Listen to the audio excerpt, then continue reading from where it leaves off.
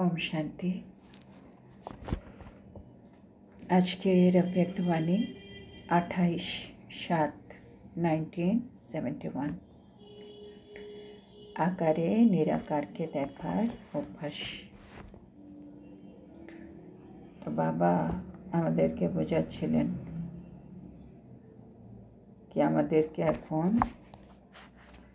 মহাদানী হতে হবে। আর মহাদানী মানে যার দেওয়ার দরজা সবসময় খোলা থাকে। মানে যখনই যে কোনো আত্মার যে কোনো পরিস্থিতিতে আমাকে যা দিতে হবে সেটা আমাকে দিতেই হবে। মানে পরিস্থিতি দেখে কোনো আত্মাকে দেখে যেটা দেওয়ার সেটা আমার দিক থেকে যেন বন্ধ না হয়।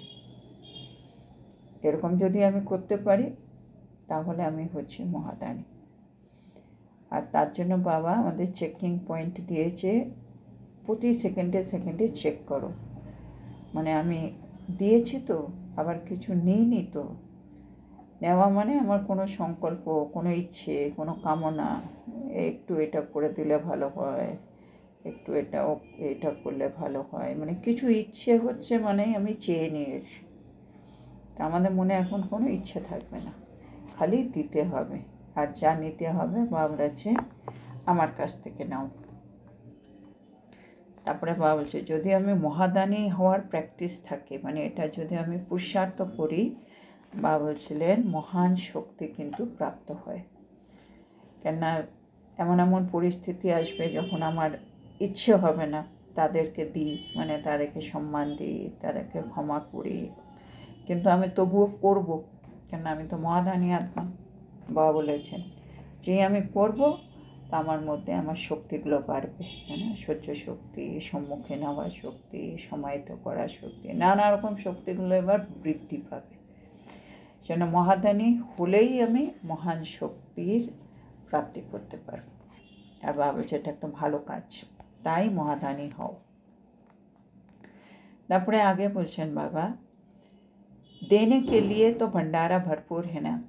এবার মহাদানী হতে হবে, সবাইকে দিতে হবে, তার জন্য আমার ভান্ডারাও কিন্তু ভরপুর লাগবে। इसमें ফুল পাস है, জিজ্ঞেস করছে তো ফুল পাস আছো তো? মানে যা যা আমাকে দিতে হবে সেগুলো সব আমি নিজের মধ্যে ভরে রেখেছি তো? जिसमें ফুল পাস हो उसको राइट लगाते जाओ। তো বাবা বলছেন যেমন আমরা কোথাও থেকে কিছু কিনতে হলে একটা লিস্ট করে নিয়ে যাই, তারপরে যেটা পেয়ে যাই টিক টিক টিক টিক, মানে হয়ে গেছে, বা কাজের লিস্ট করলেও মাঝে মাঝে টিক লাগাতে হয়। তো বাবা বলছে এখানেও তাই। বাবার কাছ থেকে আমার কী নেওয়ার ছিল আর তার মধ্যে থেকে আমি কী নিয়ে কমপ্লিট করে ফেলেছি ওগুলোর মধ্যে টিক লাগাও। जिसमें समझते हो फुल पास होना है तो भट्टी से फुल पास हो निकलना। মানে টিক লাগিয়েছি, মানে অলরেডি আমার কাছে এসে গেছে। এখনও যদি মনে হয় কি আরও কিছু জিনিস বাবার থেকে নেওয়ার আছে যেটা আমার কাছে এখনও আসেনি, বাবা যে এই মধুবনে এসছো, এখান থেকে ভর্তি করে যখন যাবে সেই সময় অবধি নিজেকে ফুল পাস করে নিও। মানে যেটা আমার মধ্যে রয়ে গেছে ইনকমপ্লিট, ওটা কমপ্লিট করে এখান থেকে যাবে। जितना दाता बनते हैं उतना भरता भी जाता है। যত দাতা হয়ে উঠবে ততই কিন্তু ভরতেও থাকবে নিজেকে। বা বলে না দেনা হি লেনা হে। আমার মনে হচ্ছে আমি ওকে দিচ্ছি, একে দিচ্ছি, কত দেব, কেন দেব। ভাবছে এটা না, আসলে যত তুমি দিচ্ছ অত তোমার ভরছে, ইনডাইরেক্টলি ভরে যাচ্ছে, সেজন্য দিতে থাকো। ভান্ডারা ভরপুর হ্যায় তো কিউ না দাতা বনে। ভগবানের ভান্ডারা সব সময় ভরা আর ওপেন সবার জন্য। আমি আত্মা, ওনার সন্তান হিসেবে আমি ওর অধিকারী, তো সব কিছু আমি এমনিই নিতে পারছি, নিয়ে আমি নিজেকে ভরেও রেখেছি। তাহলে তুমি দাতা হবে না কেন? বাবা জিজ্ঞেস করছেন। इसको ही कहा जाता है निरंतर रूहानी सेवाधारी। তাই সবসময় আমি মনসা বাচা কর্মনা দিয়েই যাচ্ছি, তাহলেই আমি আত্মা হয়ে গেলাম নিরন্তর রুহানি সেবাধারী, মানে সবসময় আমি আত্মাদের সেবা করছি। তো বা বলছেন इस भट्टी से निरंतर रूहानी सेवाधारी हो निकलना। তো বাবা চাইছেন আমরা মহাদানী হই, নিরন্তর রুহানি সেবাধারী হই। আর যদি কিছু ইনকমপ্লিটনেস থাকে আমাদের মধ্যে, কমতি থাকে, সেটা ভট্টি থেকে কমপ্লিট করে যেও। जब तक त्याग नहीं तब तक सेवाधारी हो नहीं सकेंगे। এবার নিরন্তর রুহানি সেবাধারী হলে আমাদেরকে অনেক কিছু ত্যাগ করতে হবে, হ্যাঁ না? বলে মানে বাবা অনেক সময় মুরলিতে ভুলি দাদির কথা বলেন। ভুলি দাদি নাকি ভান্ডারার ইনচার্জ ছিল। তো অনেক সময় হয় মানে একটা টাইম আছে যে সময় সবাই খেতে আসবে, খাবারের পরে ওগুলো পরিষ্কার করে টোরে তারপরে উনি রেস্ট করতে যাবেন। এবার মধুবনের ব্যাপার, কখনো কেউ আসছে কখনো কেউ আসছে, তো অনেক সময় হয় উনি সব কিছু পুরো দিন খেটে কমপ্লিট করে এবার রেস্ট করতে যাবে, তখনই কেউ এসে গেল। এবার ও এসছে পড়ে, তখন দাদির হবে কি না ওকে এটা দিই ওকে ওইটা দিই, এত দূর থেকে এসছে, ট্রাভেল করে এসছে। তা আবার দাদি ওগুলো সব ভুলে গিয়ে আবার ওর জন্য কিছু কিছু একটা করছে। তার মানে ত্যাগ, মানে সেবাধারী যখন হচ্ছ তখন তোমার আর কিছুই নেই। যখন যা সময় ডিমান্ড করছে তোমাকে ওটা দিতেই হবে, মানে আমার টাইম, আমার পুরুষার্থ, এরকম বলে আর কিছু থাকছে না।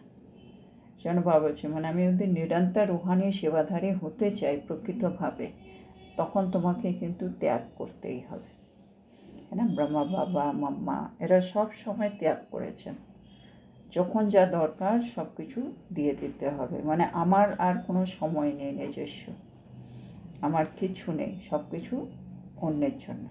তো বাবা এখানেও তাই বলছেন, সেবাধারী बनने से त्याग सहज और स्वतः हो जाएगा।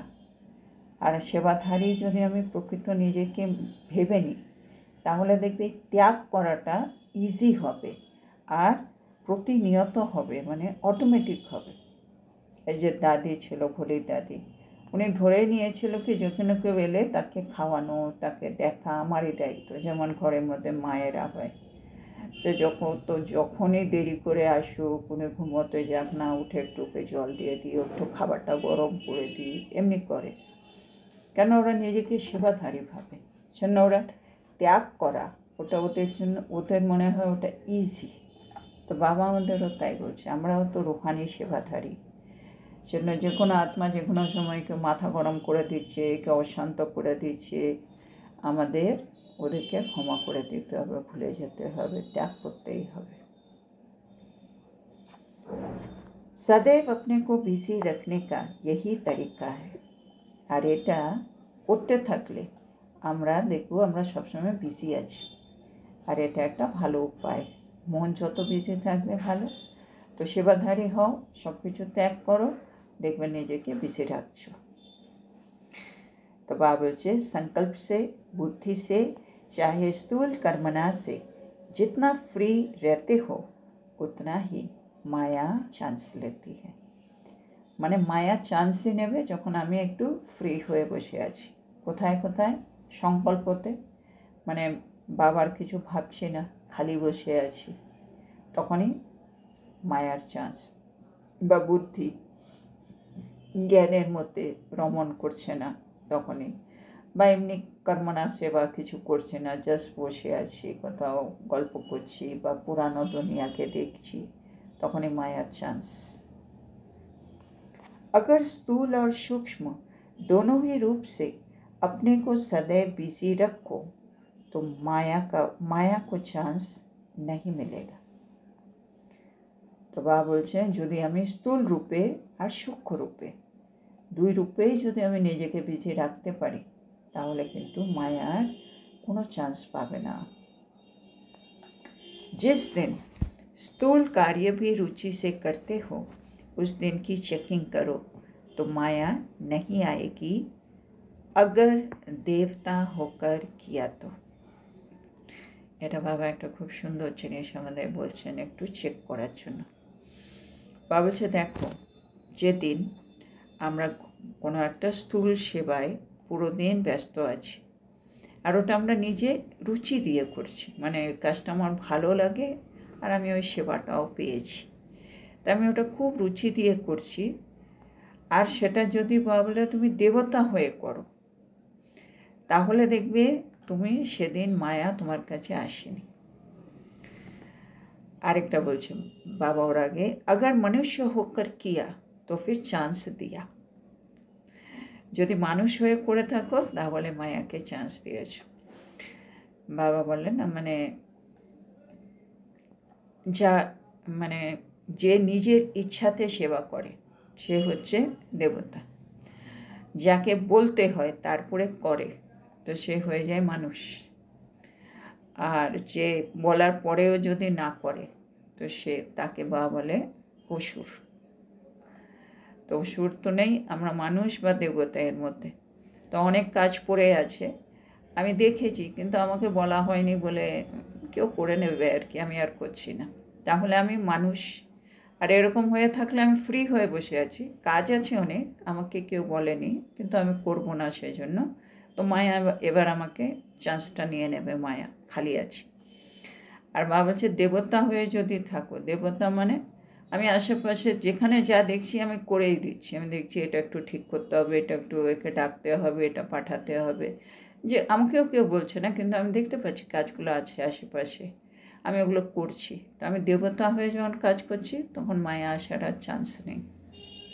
তো বাবা বলছে দেখবে যেদিন তুমি দেবতা হয়ে কাজ করছো, রুচি নিয়ে কাজ করছো, সেদিন কিন্তু তোমার আশেপাশে মায়া আসেনি, কিন্তু তুমি মানুষ হয়ে কাজ করছিলে সেদিন কিন্তু মায়াকে তুমি চান্স দিয়েছ। लेकिन सेवाधारी हो और देवता बन अपनी रुचि उमंग से अपने को बिजी रख कर देखो तो कभी माया नहीं आएगी, खुशी रहेगी। তো বাবা আমাদেরকে মায়া থেকে বেঁচে যাওয়ার, খুশিতে থাকার সহজ উপায়, সেবাধারী হও আর দেবতা হয়ে নিজের রুচি আর উৎসাহে নিজেকে বিজি রাখো, সিম্পল, তাহলে দেখবে মায়া আসতে পারছে না, খুশি বজায় আছে। खुशी के कारण माया साहस नहीं रखती सामना करने का। যেদিন আমরা বেশি খুশি, সেদিন আমরা বেশি সেবা করব, তখন মায়াও সাহস করে না সম্মুখীন হওয়ার। ও জানে এখন যদি আমি যাই, ও তো খুশিতে আছে, খুশি আছে মানে উৎসাহ উদ্দীপনা ভরপুর, তাহলে ও ঠিক আমাকে পাল্টা জবাব দিয়ে দেবে, যেন মায়া সেদিন আর সাহস করে না। তো বিজি রাখনে কি প্র্যাকটিস করো। তো সুতরাং মূল পয়েন্ট হচ্ছে নিজেকে বিজি রাখো। कभी भी देखो आज बुद्धि फ्री है तो स्वयं ही टीचर बन बुद्धि से काम लो। এটাও দরকার। বলছে কখনো যদি আমি দেখি কি আমার বুদ্ধি এখন ফ্রি, তাহলে কিন্তু নিজে টিচার হয়ে বুদ্ধির মাধ্যমে কাজ করিয়ে নাও। না, যেমন আমাদের ছেলেরা মানে বাচ্চারা, তারা স্কুলে যায় খুব বিজি থাকে, যেদিন ছুটি স্কুল নেই এবার কি করবে আমরা জানি, এবার ফ্রি থাকলেই তাহলেই মুশকিল, তখন আমরা তাদেরকে বিজি রাখি, হ্যাঁ না, কোনো খেলতে যাবে বা সুইমিংয়ে যাবে, নাহলে কোনো গান টান শিখবে, নাহলে এই করবে সেই করবে, আমাদেরকে তাদের জন্য একটু শিডিউল করে দিতে হয়। মানে ফ্রি থাকা মানেই প্রবলেম, মানে তখন ব্যর্থ দিকে চলে যায়। আমাদেরও বয়স এরকমই বলছে, কোনো দিন হয়তো আমার সেবা নেই, বা কোনো দিন হয়তো আমি একটু অসুস্থ, অতটা কিছু করতে পারছি না, বুদ্ধি তো ফ্রি, তখন বুদ্ধিকে তুমি নিজে টিচার হয়ে বুদ্ধিকে কিছু কাজ দাও, কি আজকে তো এই কাজ করা যাচ্ছে না, তাহলে তুমি এই কাজ করো, চলো এই কাজটা অনেক দিন ধরে পেন্ডিং, এটা আমরা করে ফেলি, যে কোনো কিছু। সেদিন নিজের টিচার নিজে হয়ে বুদ্ধির মাধ্যমে কাজ নাও, কেন, তাহলে মায়া থেকে আমরা प्रोटेक्ट থাকবো। जैसे स्थूल कार्य की डायरी बनाते हो, प्रोग्राम बनाते हो कि आज सारा दिन ये कार्य करेंगे, फिर चेक करते हो বাবা এখন এক্সাম্পল দিচ্ছে, যেমন আমরা স্থূল কাজের একটা ডায়েরি বানাই, একটা প্রোগ্রাম বানাই কি সারাদিন আমরা এই কাজ করব, তারপরে আমরা ওটাকে আবার চেকও করি। इसी प्रमाण अपनी बुद्धि को बिजी रखने का भी डेली प्रोग्राम होना चाहिए। তো একইভাবে আমাদের তো মন বুদ্ধি নিয়ে খেলা, যত আমাদের মন বুদ্ধি একাগ্র হবে, সমর্থ সংকল্প করবে, অতই আমরা পুরুষার্থে এগিয়ে যাব। সেজন্য বলছে যেমন আমাদের ডেলি মানে জাগতিক কাজের যে একটা ডায়েরি থাকে, এই কাজ স্থূল, একইভাবে বুদ্ধির জন্য একটা ডেলি প্রোগ্রাম তৈরি করো। प्रोग्राम से प्रोग्रेस कर सकते हो। तो এটা একটা formula, programme equal to progress, মানে এই করে বুদ্ধি ভাববে, এই করবে, তার মানে আমি আত্মা প্রোগ্রেস এগিয়ে যাচ্ছি।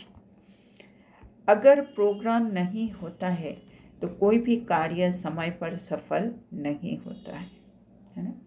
যদি প্রোগ্রাম না করে থাকি, দেখা যায় না কোনো কাজ টাইমে সফল হয় না। আমাদের যদি থাকে 6টা থেকে 7টা এটা, 7টা থেকে 8টা এটা, একটা ফিক্স থাকে, দেখবো আমরা পরপর করছি, কাজ হয়েও যায়। আর যখন মনে হয় না আচ্ছা করব আর কি, ঠিক আছে করতে হবে করব, সেদিন দেখবে মানে সেই সময় চলে যাচ্ছে কিন্তু কাজগুলো হচ্ছে না। তো বাবা এটা বলছে প্রোগ্রাম করো, মানে ফিক্স করো কোন টাইমে কি করবে, তাহলে দেখবে কাজগুলো সফল হচ্ছে। ডেলি রোজ ডায়েরি হোনি চাহিয়ে। তো বাবা বলছে স্থূল ডায়েরি যেমন, আমাদের এখন একটা বুদ্ধির জন্য সূক্ষ্ম ডায়েরিও বানাতে হবে। क्योंकि सभी बड़े बड़े होना, কেন ডায়েরি বানাতে হবে ভাবো, কারণ আমাদের বুঝিয়ে দিচ্ছে কেন তোমরা তো বড় থেকে বড়, তাই না। बड़े आदमी प्रोग्राम फिक्स करके फिर कहाँ जाते हैं। বড় ব্যক্তিরা আমরা জানি প্রেসিডেন্ট, প্রাইম মিনিস্টার, যে কোনো কেউ একটা ওদের শিডিউল থাকে আগের থেকে, ওরা ফিক্স করে তারপরে যায়। আমরাও তো বড় থেকে বড়, না আমরা তো highest in the world, richest in the world, তাহলে আমাদেরও আগের থেকে একটা প্রোগ্রাম ফিক্স থাকা উচিত। तो अपने को भी बड़े ते बड़े बाप के समझकर हर सेकेंड का भी প্রোগ্রাম ফিক্স করো।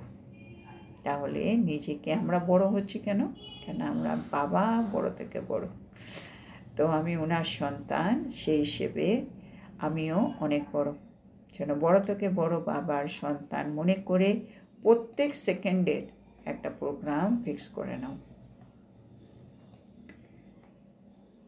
जिस बात की प्रतिज्ञा की जाती है तो उसमें विल पावर होता है।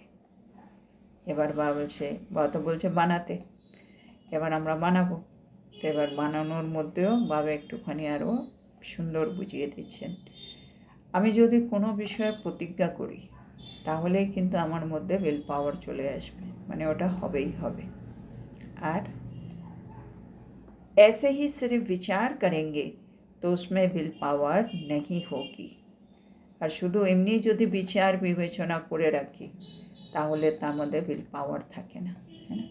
ঠিক আছে এই কাজটা করতে হবে, আমি কালকে করে দেবো আর কি, এরকম ভেবে রেখেছি, তো উইল পাওয়ার নেই, সেখানে দেখবে কালকে কাজটা হয়তো হবেই না।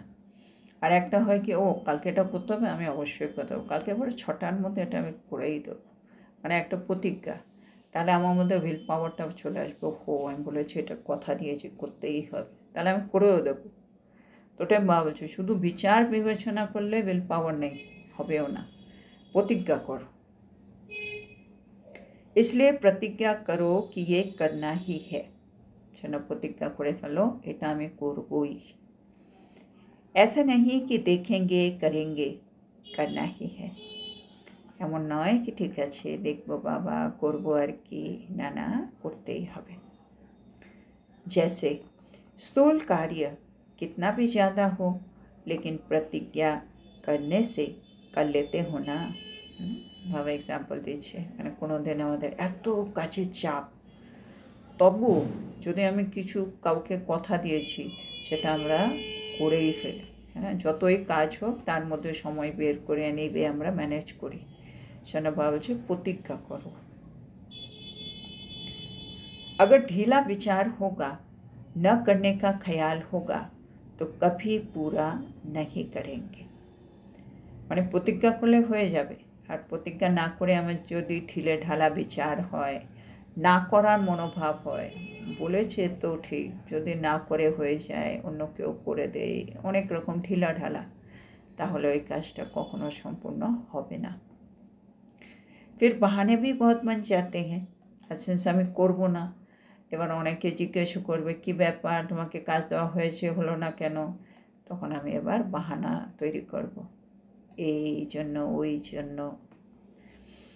তো বাবা বলছেন प्रतिज्ञा करने से फिर समय भी निकल आता है और बहाने भी निकल जाते हैं। সেন বাবা বলছে আমাদের তোমরা প্রতিজ্ঞা করো, প্রতিজ্ঞা করলে ঠিক সময় বেরিয়ে যাবে আর তোমাদের অজুহাতও সমাপ্ত হয়ে যাবে। সেজন্য বাবা শুনতে চায় না বাহানা, আর সময়ও আমরা ঠিক পাবো, জাস্ট প্রতিজ্ঞা कि আমি এটা করবই। आज बुद्धि को इस प्रोग्राम पर चलाना ही है, ऐसी प्रतिज्ञा करनी है। এবার প্রতিজ্ঞা মানে কি, কোন জায়গায় প্রতিজ্ঞা করতে হবে, বাবা ওটা আমাদেরকে একটু বুঝিয়ে দিচ্ছে। কি আমাদের এই প্রতিজ্ঞা করতে হবে কি আজকে আমার বুদ্ধিকে আমি এইভাবে চালনা করব, এইটা আমি ভেবে নেব, আর ওইভাবে কালকে পুরো দিন বা আজকে পুরো দিন আমি ওই প্রতিজ্ঞাটা ফলো করব। তো বাবা এই প্রতিজ্ঞা আমাদের দিয়ে করাতে চাইছে। এবার কেন भिन्न भिन्न समस्याएं, पुरुषार्थहीन बनने के व्यर्थ संकल्प, आलस्य आदि आएंगे, लेकिन विल पावर होने के कारण सामना कर विजयी बन जाएंगे। বাবা কেন বলছে প্রতিজ্ঞা করো প্রতিজ্ঞা করো? বাবা বলছে সারাদিনে আমাদের তো বিভিন্ন রকম পেপারও আসবে, মায়াও আছে, জন্য পুরুষার্থহীন হওয়ার ব্যর্থ সংকল্পও কিন্তু তোমাদের মধ্যে আসবে, ভিন্ন ভিন্ন সমস্যাও আসবে, আর আলস্যও আসবে।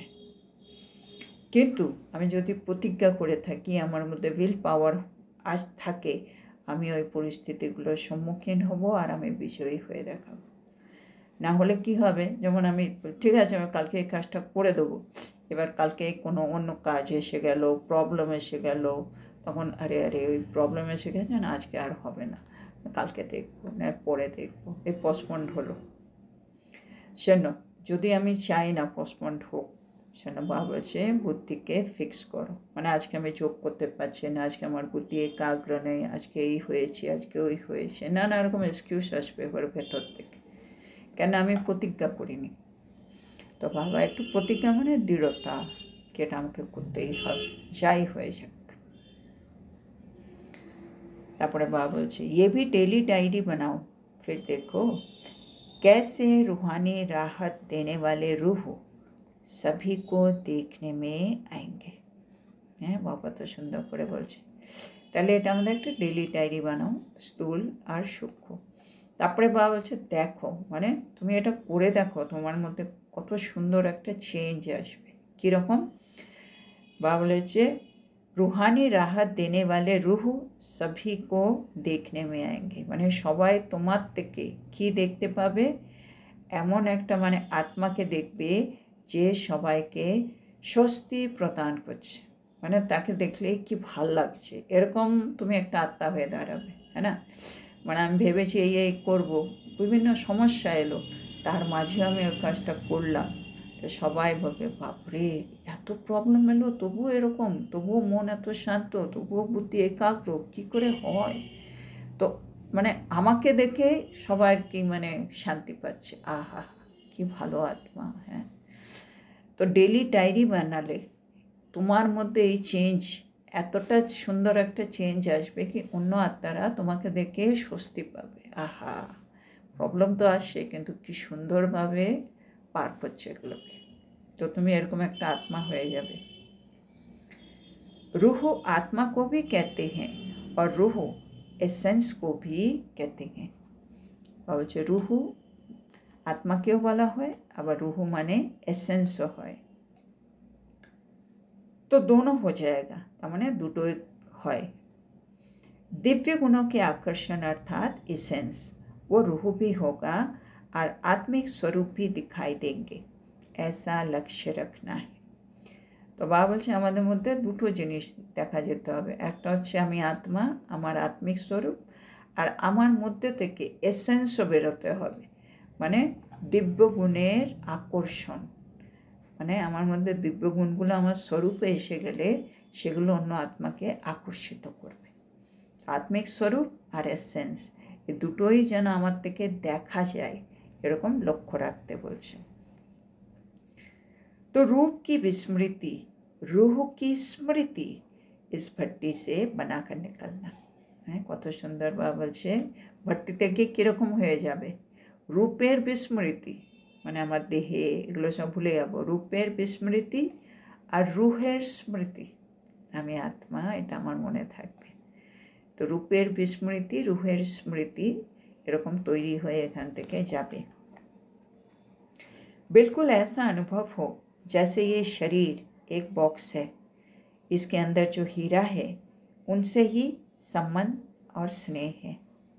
মানে এরকম আমি যে হয়ে মানে রূপের বিস্মৃতি হয়ে গেলে আর রুহের স্মৃতি হলে কীরকম মনে হবে কি এই শরীরটা একটা বাক্স, তার ভেতরে আত্মা হচ্ছে একটা হীরা, আর এই হীরার সাথে সবার সম্বন্ধ আর স্নেহ, কেন সবাই আত্মা, তো আত্মার সাথে আত্মার সম্বন্ধ আর স্নেহ, এই হীরার সাথে সবার সম্বন্ধ, এই শরীরটা একটা বাক্স, এই বাক্সের কোনো কাজ নেই, এরকম অনুভব হবে।